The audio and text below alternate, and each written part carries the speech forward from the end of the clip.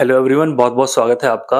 आज का ये वीडियो है दो विटामिन्स जो मैंने अपनी प्रैक्टिस में ऑब्जर्व की है। लगभग 12 साल से मैं प्रैक्टिस कर रहा हूँ। तो विटामिन्स की हम यहाँ पे बात करते हैं। तो पेशेंट जब भी रिपोर्ट लाते हैं तो उनके अंदर दो विटामिन सबसे कम मिलते हैं। सपोज कीजिए अगर 10 पेशेंट मुझे रिपोर्ट दिखा रहे हैं, उन्होंने पूरा पैनल अपना करवाया हुआ रिपोर्ट्स का, तो उसमें दो विटामिन विटामिन डी और विटामिन B12 ये कॉमनली जांच कराई जाती है, क्योंकि मेन विटामिन है जो कि कम मिलते हैं। तो विटामिन डी का स्तर कम मिलता है और विटामिन B12 भी कम मिलता है पेशेंट्स के। प्रॉब्लम्स दोनों से होती हैं।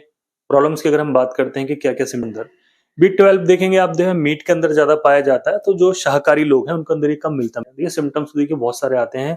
अगर विटामिन डी घटेगा, विटामिन B12 घटेगा या ये बढ़ जाएंगे तो भी सिम्टम्स हमारे शरीर के अंदर।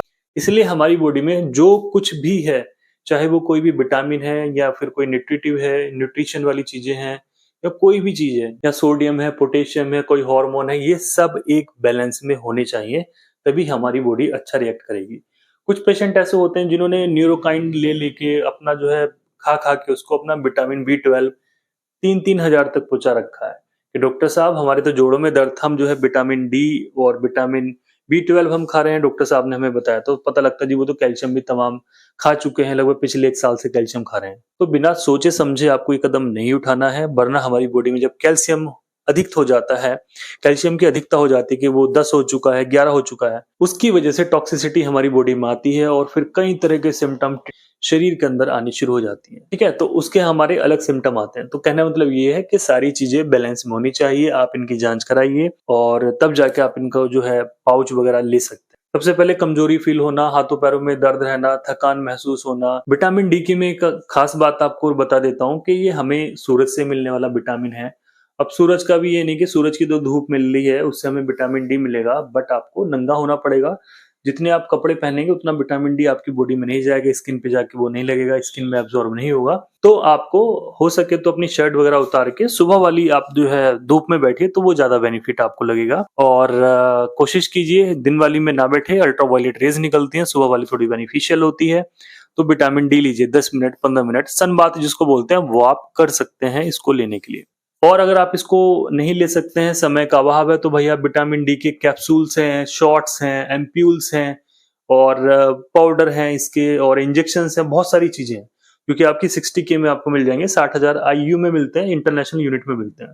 तो आप हफ्ते में एक बार विटामिन डी को ले लीजिए। अगर आपके अंदर कोई भी ऐसे सिम्टम है या आपने अपनी जांच करवाई हुई है तो आप ले सकते हैं। ठीक है, दूध में घोल लीजिए, क्योंकि ये दूध में ही घुल के आपकी बॉडी के अंदर एब्जॉर्ब होगा। और आप इसको दिन में ले लीजिए, कोशिश कीजिए रात में ना लेने की। वहीं पे विटामिन B12 की अगर हम बात करते हैं, जिसकी वजह से हमारी जो नर्व्स हैं उनके अंदर प्रॉब्लम हो जाती है, हमारा नर्वस सिस्टम है उसके अंदर प्रॉब्लम हो जाती है, पैरों में झंझनाहट होना, चींटियां चलना, सुइयां चुभना, विटामिन B12 की वजह से होता है, जो उसकी कमी हो जाए। तो विटामिन B12 आपको देखेंगे बहुत सारी टैबलेट्स में अवेलेबल है आजकल मार्केट में, आप देखेंगे।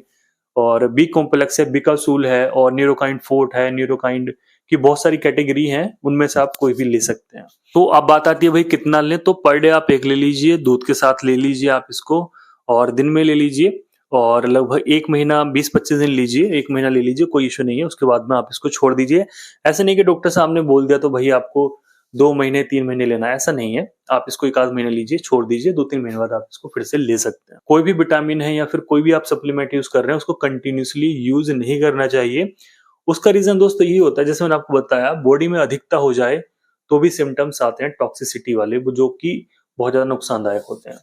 इस वीडियो को आप जरूर शेयर कीजिए, क्योंकि आज के समय में 2024 में ये विटामिन बहुत लोगों के अंदर कम मिलते हैं। 10 में से 5 लोगों के अंदर ये विटामिन कम मिलते हैं, जिसकी वजह से उनको थकान, चक्कर, कमजोरी, कैल्शियम का एब्जॉर्ब ना होना, हड्डियां कमजोर हो जाना, बहुत सारे सिम्टम्स उसके अंदर मिलते हैं। आज का हम वीडियो यहीं पर खत्म करेंगे। इस वीडियो को उम्मीद करूंगा आप लोग शेयर करेंगे, अगर आपको अच्छा लगेगा। Thank you so much.